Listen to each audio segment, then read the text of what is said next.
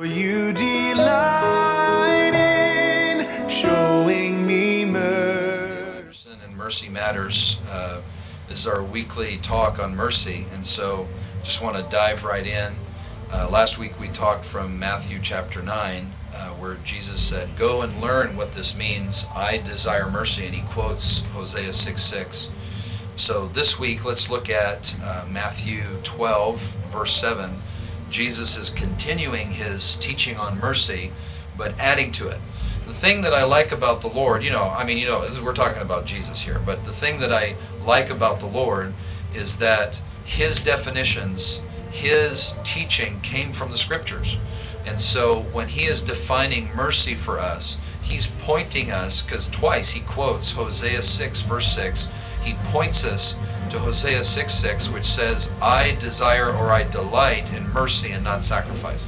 And so what the Lord is doing is showing us the nature of the Godhead through the scriptures, the nature of himself and his Father in heaven, and the role of the Holy Spirit, and how the three of them work together, the triune God, the Godhead, and their nature is the same, but they're distinct individuals. And so here in Matthew 12, verse 7, Jesus is now adding to his teaching. Last week, Matthew 9:13, he says, "Go and learn what this means. I desire mercy and not sacrifice." Now this week he's adding, this is what he says, "But if you had known what this means, I desire mercy and not sacrifice, you would not have condemned the guiltless." Now think about this, what he's saying. So first, if you had learned, in other words, if you'd done what he taught in Matthew 9, if you'd gone and learned that he desires mercy and not sacrifice, he desires to give mercy, he desires to give us what we do not deserve.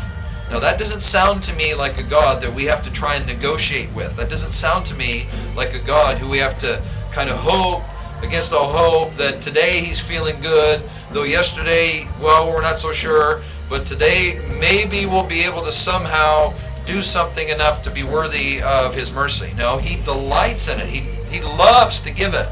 And when we fail and come for mercy, and he gives us mercy, and we're touched deeply by his mercy, and tomorrow we need more, he's not a Father in heaven who says, "What, do you need more? What are you talking about?" He loves to give it. That's what Jesus is telling us. But look what it says here. It says, "If you had learned this." So he calls us to learn in Matthew 9, and then tells us in Matthew 12 that if we learned it, that we would discover something. He says, "You would have not condemned the guiltless." Now wait a minute. That's a justice issue. That's an issue where we're condemning the guiltless. Let's say it a different way. We're calling something evil that is really good. And so what Jesus, now he didn't say this, but he's implying the reverse.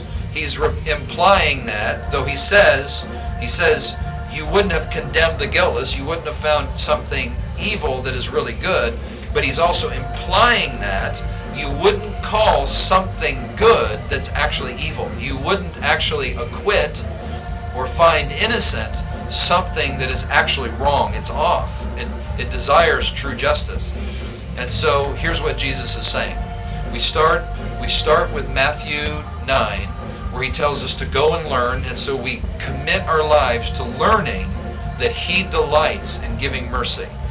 And then we come to Matthew 12, and he says, if you learn, if you understand that he delights and desires to give mercy, then it's going to affect your understanding of justice. So let's make it simply let's wrap it up this way. Our understanding of justice comes from having touched the mercy of God. My friends, this is very, very clear from the scriptures, and very important for you and I to understand. We will never understand the justice of God, which is true and right and a part of the foundation of his throne. We will never understand his justice unless we have touched his mercy. This is Dale Anderson. We'll see you next week. Bless you, and bye for now.